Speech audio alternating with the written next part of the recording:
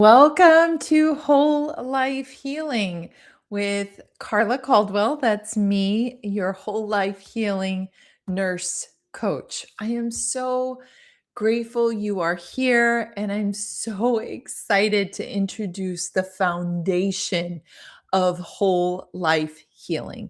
My mission is to create a healing epidemic by empowering and equipping leaders to heal using the whole life healing system. And then those leaders role model healing to their community, thereby creating a healing epidemic. Foundational to this is learning to collect data from the most important place. You are the most important place to collect data from.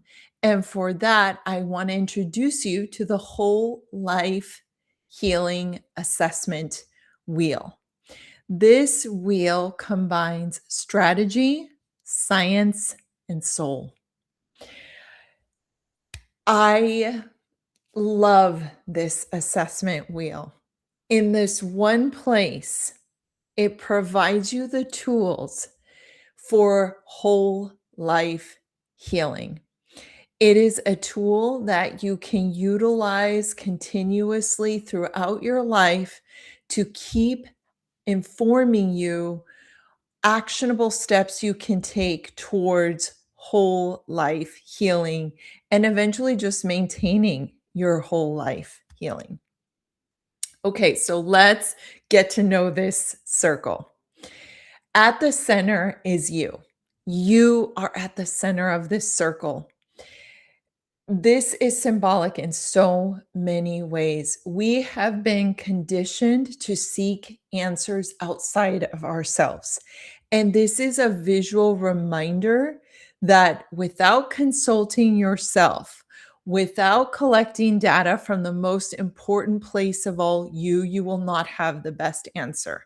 You are the expert of you. Please know that this does not mean we don't learn from others. This does not mean we don't listen to expertise. All this means is that that expertise will not be effective if you do not take into account yourself. You are the expert of you. So you are at the center of your health and well being. And very important to note is that it's you and your values, you and what matters most to you. It is really important to consistently know what matters most to you. What is it that gets you up when you don't want to get up? What is it that keeps you moving forward? What is it that gives your life meaning? Very important to answer that, to know it, and to hold it close. You are at the center. Outside of you are the 8 areas of your whole life. These are the 8 areas that most significantly impact your ability to heal, your quality of life, your whole life healing. It includes finances, personal growth, movement, nutrition, relationships, manage stress, spirituality, rest, and sleep. These 8 areas are foundational for you living your best life and experiencing whole life healing. And what this tool is inviting us to do is to reflect, to collect data from the most important place of all, you, and to understand where you are in this moment. So when you use this tool, it's important not to overthink things because this is just a snapshot. It's like when you get vital signs. Your blood pressure can fluctuate, your heart rate can fluctuate. It's a picture in that moment. It will change throughout time. As you are collecting data, it will enable you to see areas you are out of balance in, areas that maybe are getting more of your energy and attention, and then other areas that are like, hello, I need help here. So the way this works is that you'll see the numbers 1 through 8. You're going to go through each section and you're going to ask yourself, how have I been doing in this area? And you'll pick a specified amount of time. For example, I fill this assessment out once a month. Before the beginning of the month, I like to fill it out. So I am looking back in the last 30 days. So this past month, how did I do? If you were to use this assessment wheel, let's say for your birthday or for New Year's, then you're going to reflect back on how did I do this last year? If at any time you have any questions, please send them to me or let me know. I would love to answer your question because if you have this question, so does someone else, and I want to address it. So, you're going to look at the 8 areas of your life. You're not going to overthink this, and you're going to rate yourself. 1 means it's the worst. It's you're not doing well at all the way to 8. 8 is the best. So you're going to look from a scale of 1 to 8, and you're going to draw a dot in where your number is.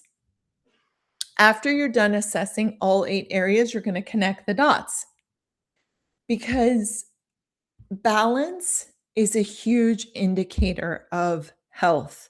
It's really interesting. Even if you don't have a perfect score in these areas, let's say you scored all 6s. That actually indicates that you're doing quite well. Being balanced contributes to health, well being, and increases our quality of life.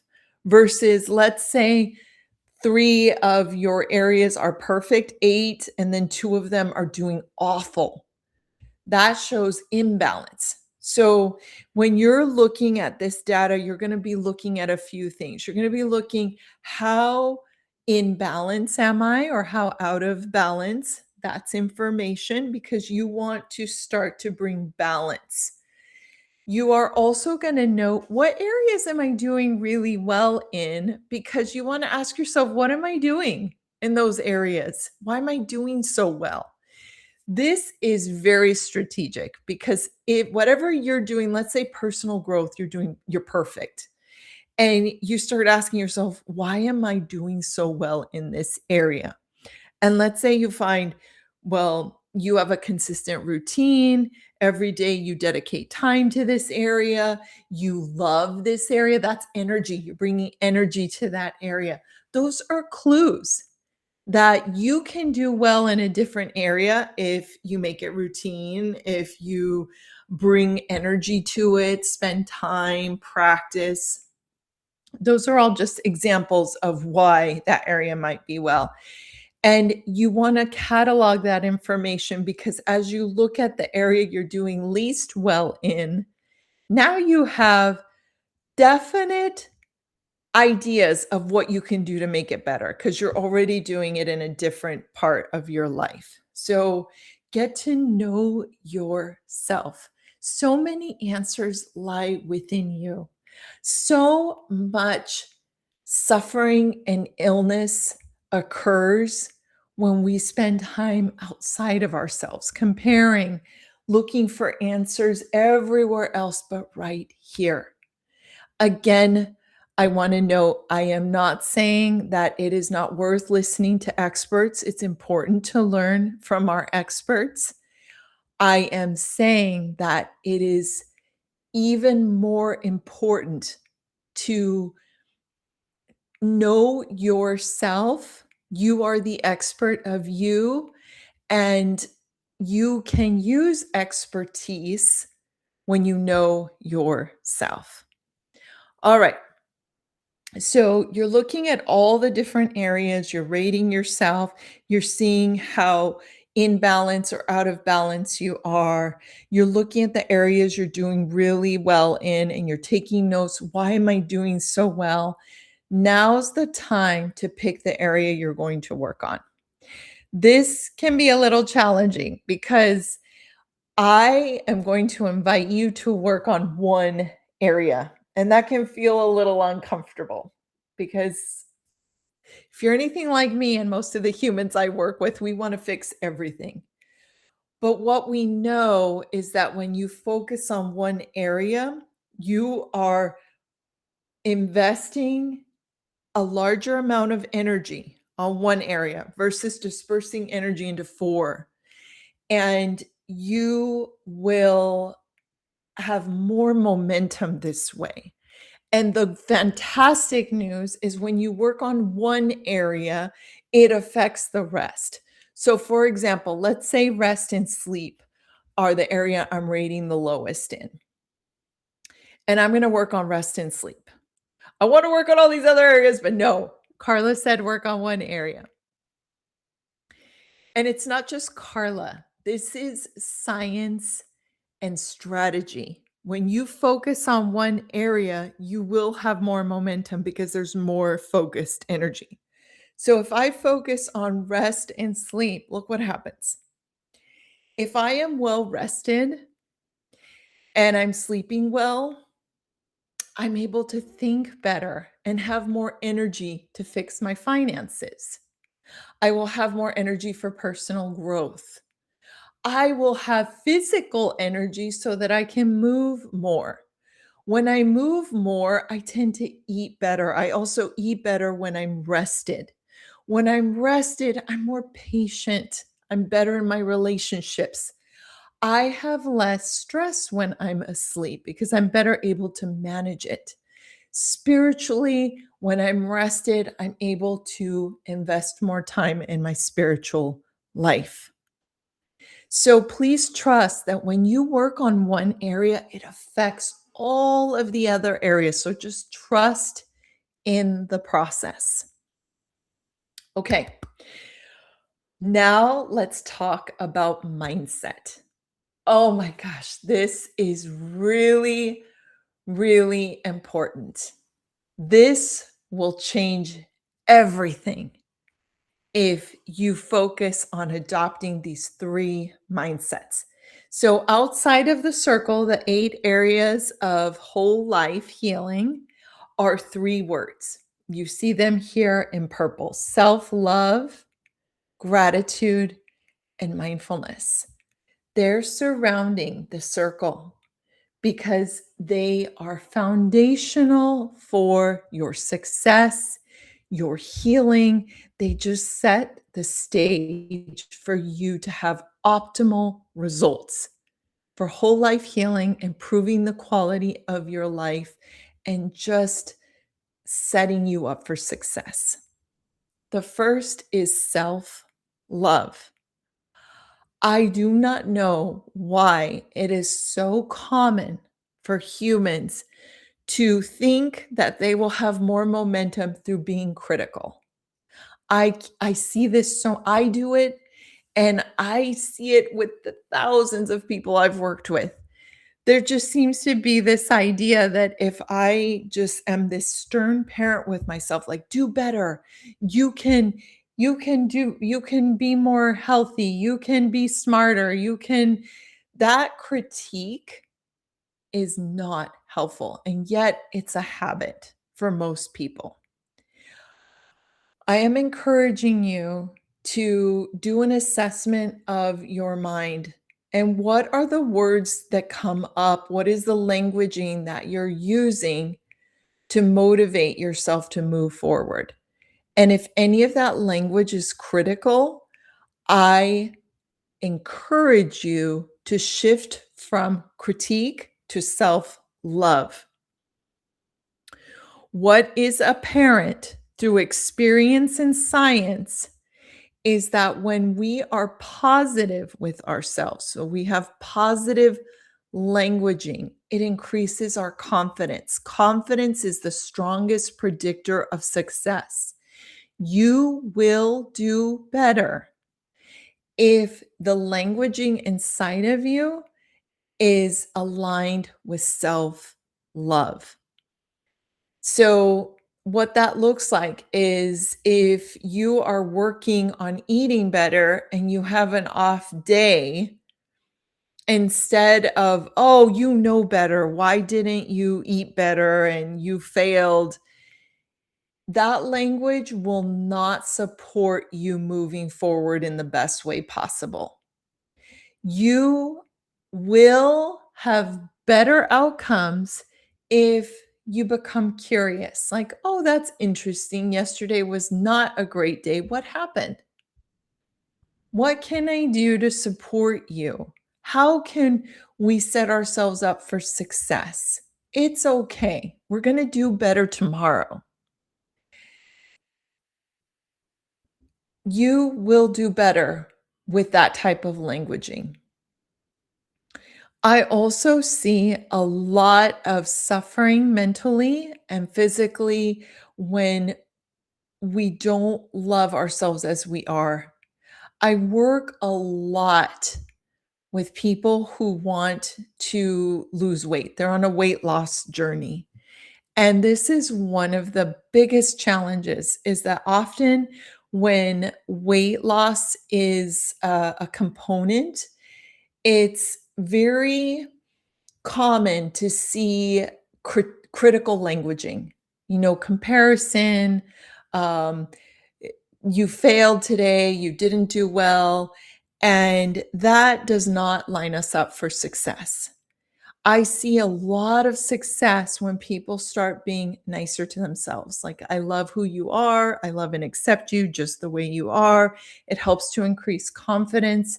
And remember, confidence is the strongest predictor of success. So, self love is a really important part of this process. This is why it is one of the mindsets that support whole life healing. The other one is gratitude. Gratitude is absolutely magical. And there is a lot of science that shows um, mentally, physically, and even energy increases when we feel gratitude. Feeling gratitude, it can help lower your heart rate, lower your blood pressure if it's high, boost your immune system, increase metabolism, release feel good hormones. Gratitude is something that can shift you like that. And what's really exciting is that there's always something to feel grateful for, whether it's nature or having running water. The key is to find something you genuinely feel grateful for. The third component is mindfulness. All mindfulness means in this self-assessment form is that you are spending time right here, right now, not worrying about the past or projecting into the future. You are focusing right here, right now. We have the best outcomes when we can spend the majority of our time right here, right now. A lot of mental suffering occurs when we're not in this moment. It's also very um, costly energetically to be thinking about the past and projecting into the future. Now, I'm going to share that I am, despite my best efforts, I don't maintain these 3 mindsets all the time, but it is something I work towards. It is my beacon. So, I will have moments throughout the day where I might be critical, and then I notice. It's not if, it's when it will happen, and what matters is what you do. So, noticing if you're being self-critical and moving towards self-love. Noticing if you're comparing or wishing for something you don't have and coming back to gratitude. Noticing when your mind is thinking about the future or the past and bringing it back to the present moment. This is a practice, it is a lifestyle.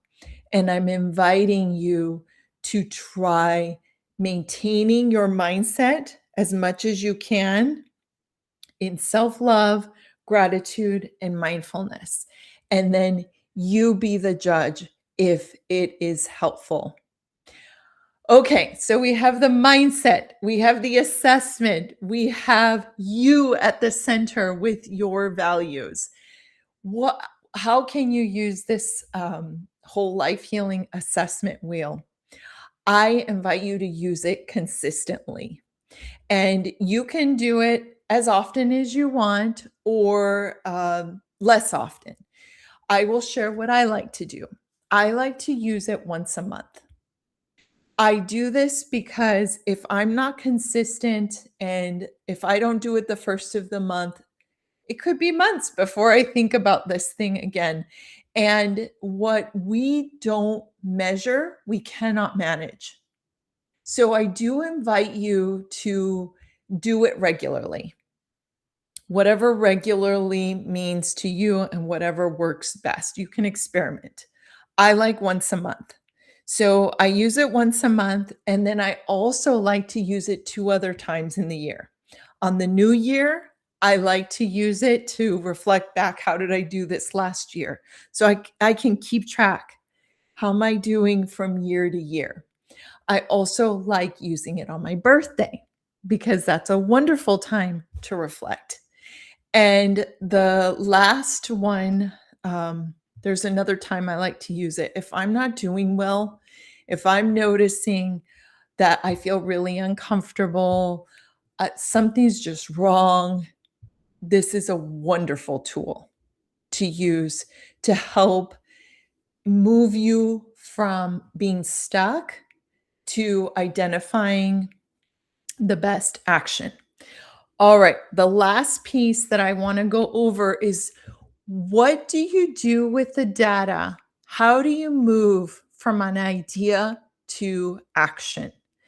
As you are assessing yourself, remember the invitation is to focus on one area at a time when it comes to improving. So let's say that you've done your assessment and the area that you most need to work on is manage stress. Maybe I rated a 2. It's causing a lot of strife. I'm not doing well. So I'm going to focus on manage stress.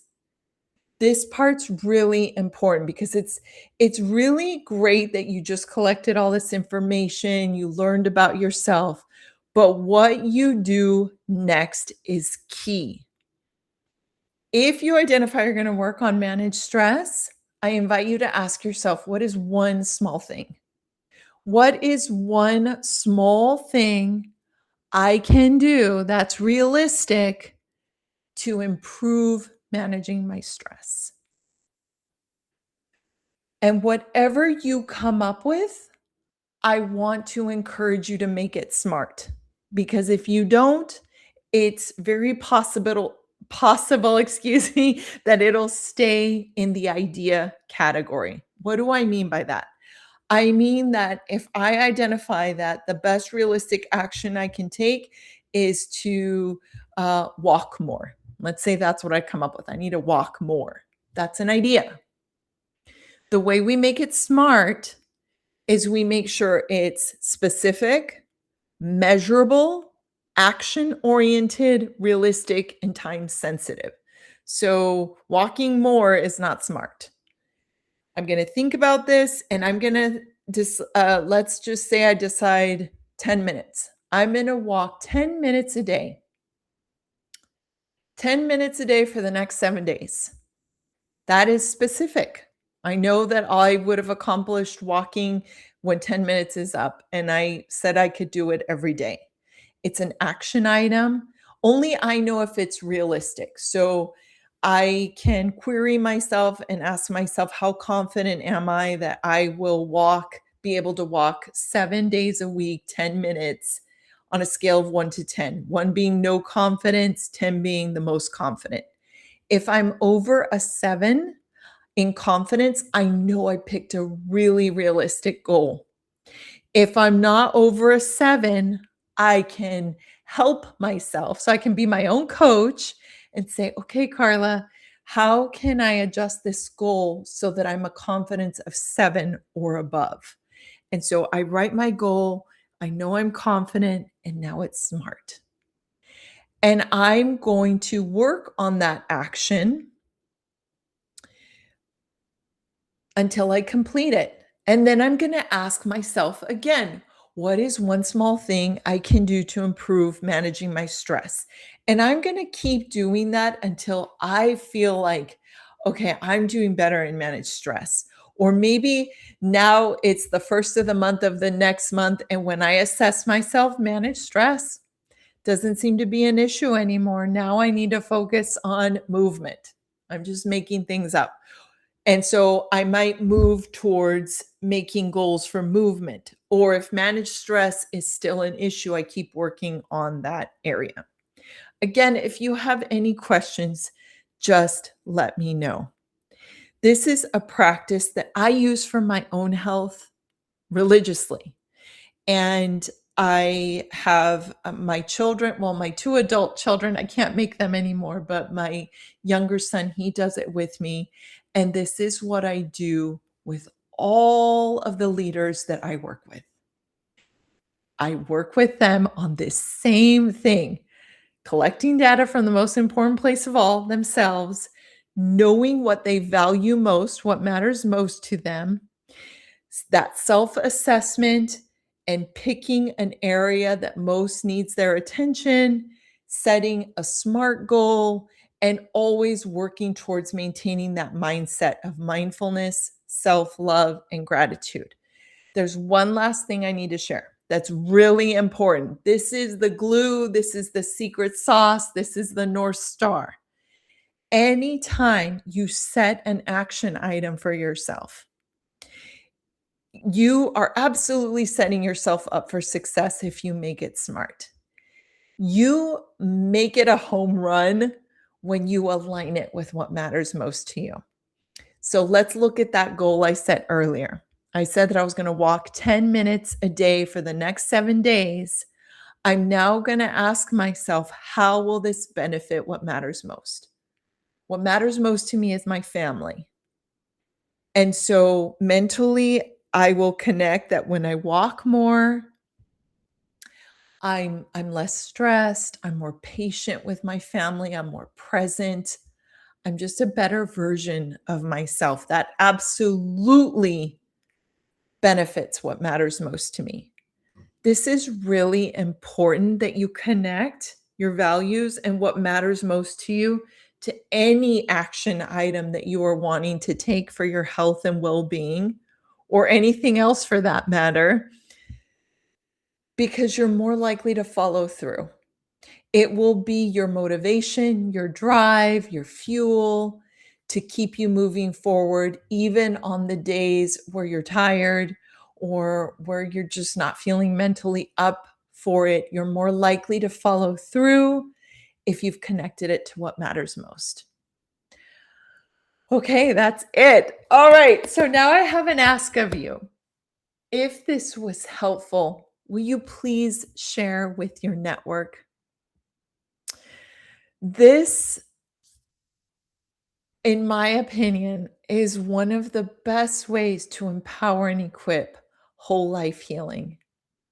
This is an amazing skill to have. Learning how to collect data from the most important place of all, you. Understanding the mindset that fuels success.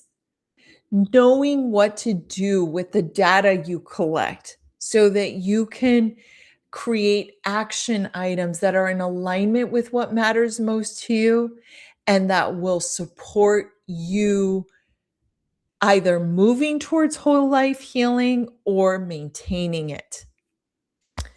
Thank you so much. I am wishing you nothing but the best. I am rooting for your success times 1,000. And I just appreciate everything you are doing to support your own healing. Everything you do matters because everyone around you is watching. And together we can create a healing epidemic. Thank you so much. Have a great day.